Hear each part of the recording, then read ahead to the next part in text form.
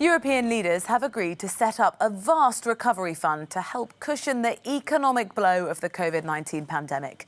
The fund may be worth more than €1 trillion, but there are questions about where the money will come from or whether member states will have to repay it. Our correspondent Jack Parrock reports for us from Brussels. The start of a plan forming to find euros.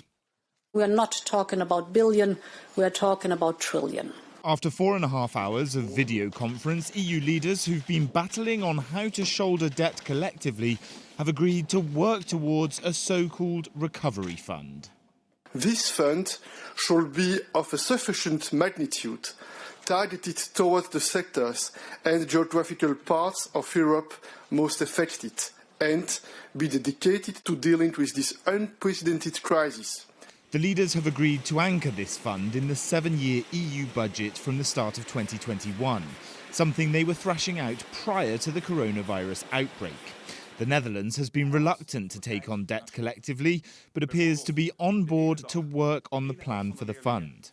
The European Commission, now tasked with writing up a proposal, is already preparing for the fights between countries over whether the fund should issue repayable loans or some kind of grant. There will certainly be a sound balance between grants and loans, and this is matter of to negotiation. Crucially, Europe's economic powerhouse, Germany, says it's prepared to pay more into the EU pot for the fund. It's also supported by Italy and Spain, who were insisting on taking on collective debt. Leaders will reconvene in 2 weeks' time to continue negotiations. Jack Parrock, Euronews, Brussels.